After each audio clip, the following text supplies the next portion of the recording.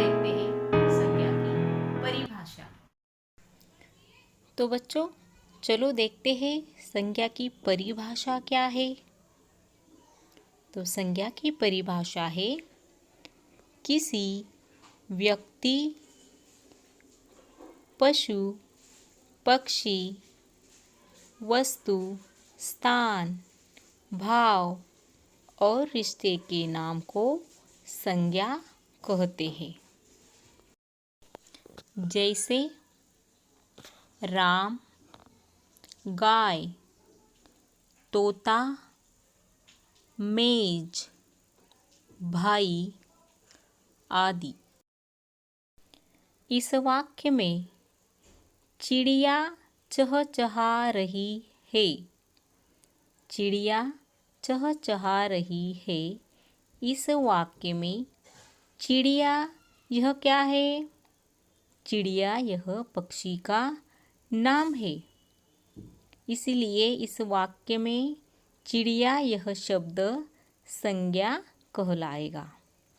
चिड़िया यह शब्द क्या कहलाएगा? संज्ञा। तो चलो देखते हैं अगला वाक्य। राजू पुस्तक पढ़ता है।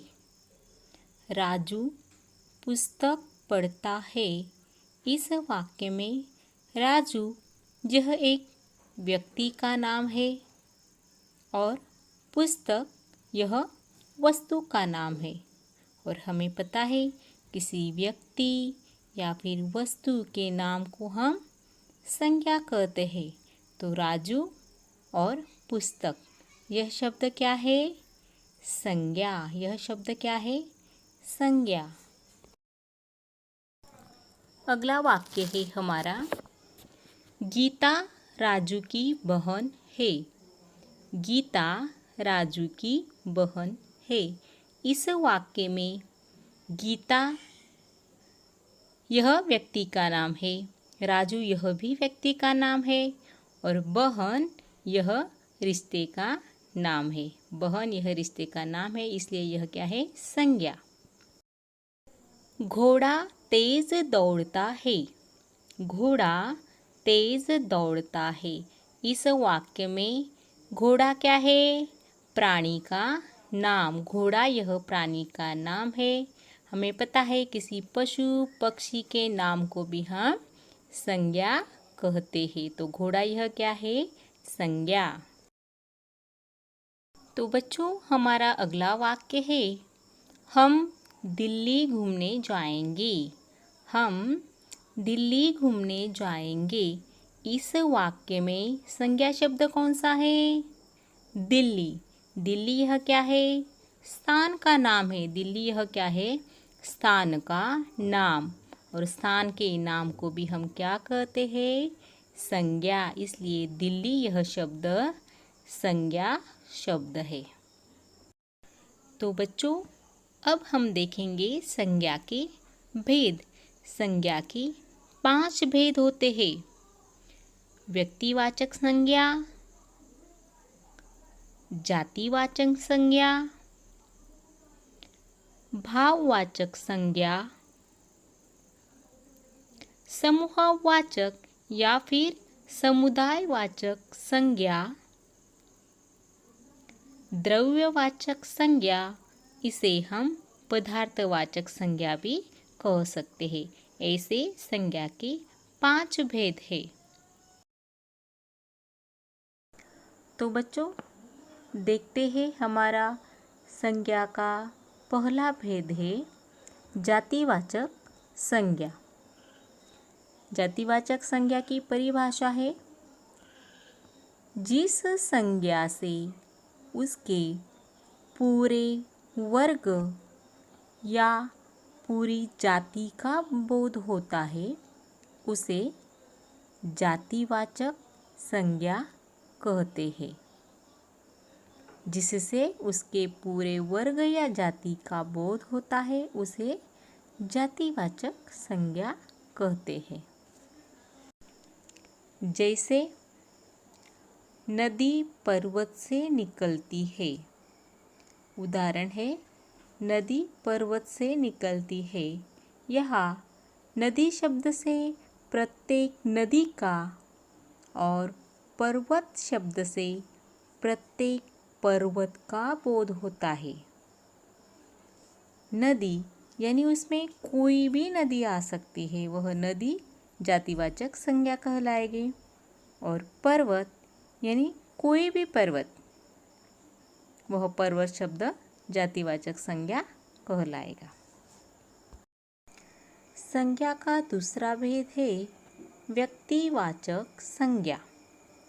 इसकी परिभाषा है जिस संज्ञा से किसी विशेष व्यक्ति, विशेष प्राणी, विशेष वस्तु या विशेष स्थान का बोध होता है, उसे व्यक्तिवाचक संज्ञा कहते हैं।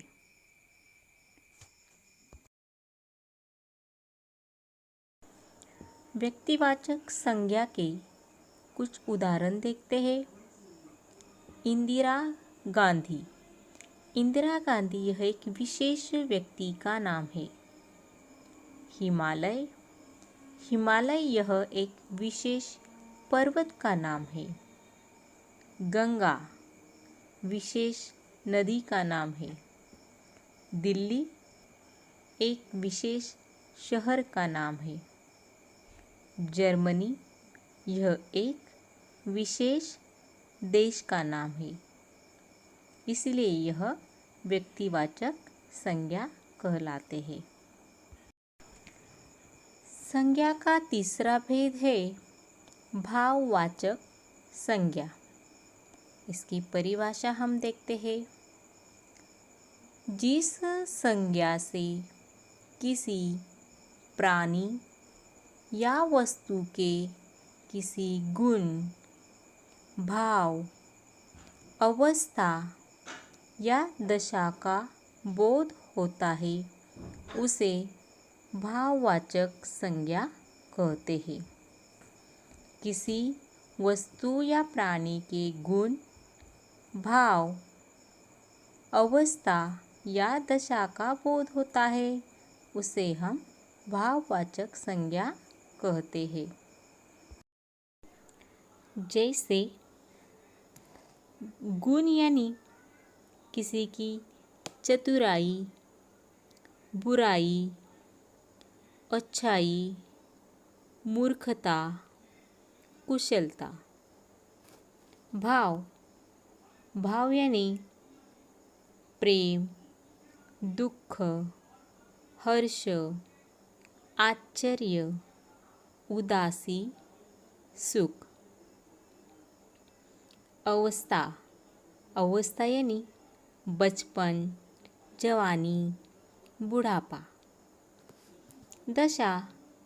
दशा यानी अमीरी, गरीबी, बीमारी, थकावट और दुर्बलता। कुछ ऐसे गुण, भाव, अवस्था या दशा का बोध जिससे होता है, उस संज्ञाओं को हम भाववाचक संज्ञा कहते हैं। संज्ञा का चौथा भेद है समूहवाचक संज्ञा। इसकी परिभाषा हम देखते हैं। जिस संज्ञा से प्राणियों या वस्तुओं के समूह का बोध होता है, उसे समूहवाचक संज्ञा कहते हैं। प्राणियों या वस्तुओं के समूह का यानी समुदाय का बोध होता है, उसे समूहवाचक संज्ञा कहते हैं। जैसे भीड़, सभा,